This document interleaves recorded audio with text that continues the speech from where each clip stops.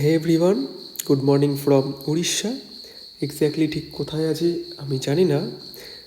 ট্রেনে ঘুম ভাঙতেই চোখে পড়লো এরকম সুন্দর পাহাড়, তো ভাবলাম তোমাদেরকেও শুধু দেখাই। দেন ফ্রেশন আপ হয়ে আমাদের কম্পার্টমেন্টে ফিরতেই দেখি জানলার ওই পাশেই দেখা যাচ্ছে চিল্কা হ্রদ। তো ওটাকে দেখে কিছুক্ষণ পরেই আমরা নামলাম আমাদের ডেস্টিনেশন ব্রহ্মপুরে।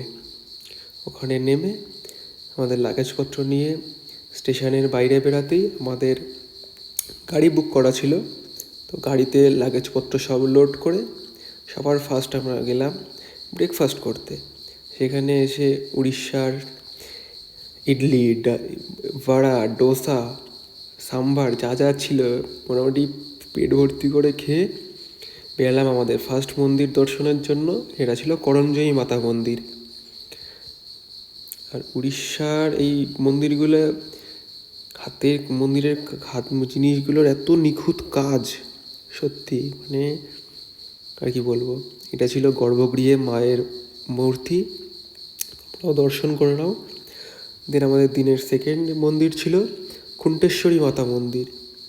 এটা ছিল মায়ের মূর্তি, আর মন্দিরের ঠিক অপোজিটে ছিল একটা ভিউ পয়েন্ট। প্রথমে আমি ভেবেছিলাম মন্দিরের ভিউ পয়েন্ট কী আর হবে, কিন্তু এইটা যাই এত সুন্দর হবে মানে চোখ জুড়িয়ে যাওয়ার মতো। দেখো যেদিকেই তাকাবে, যত দূরে তাকাবে, একটার পর একটা শুধু পাহাড়ি চোখে পড়ছে, আর কিচ্ছুই না। আর এদের কালচারটাও ঠিক আমাদের মতনই প্রায়। মানে দেখছিলাম মন্দিরের ভেতরে রান্না করে মন্দিরের ভেতরেই খাচ্ছিল, হয়তো ভোগের প্রসাদ, জানি না আমি। দেন ওখান থেকে বেরিয়ে আমাদের থার্ড মন্দির, ওই সেম মন্দিরেরই এলাকার ওপরে খুন্টেশ্বরী শিব মন্দির। আর এই মন্দিরটা একবার দেখো, হাতের কাজ কি, ভিডিওতে অত ভালো বোঝা যাচ্ছে না, কিন্তু এটা ছিল গর্ভগৃহে ভোলে বাবা আর মাতা রানীর মন্দির। বাইরে ছিল একটা নন্দী মহারাজ। ওখান থেকে ঠিক সামনেই ছিল হনুমানজির মূর্তি। সেখানে হনুমানজির এই বড় একটা এই মূর্তিটা মানে ভিডিওতে বোঝা যাচ্ছে না, কিন্তু খুবই নিখুঁত কাজের একটা মূর্তি। আর মূর্তিটার চারিদিক দিয়ে ঘেরা ছিল শিবলিঙ্গ দিয়ে, 108টা শিবলিঙ্গ দিয়ে পুরো স্থানটা ঘেরা। আর প্রত্যেকটা শিবলিঙ্গকে এরা ইন্ডিভিজুয়ালি পুজোও করছিল।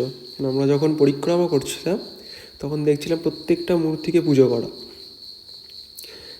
তার পাশেই ছিল একটা ওয়াচ টাওয়ার, সেখান থেকে ভিউটা জাস্ট স্টানিং ভিউ ছিল। কি নেই, মন্দির, পাহাড়, জল সব আছে, মানে তুমি যা চাও শুধু মুখ থেকে বলার অপেক্ষা।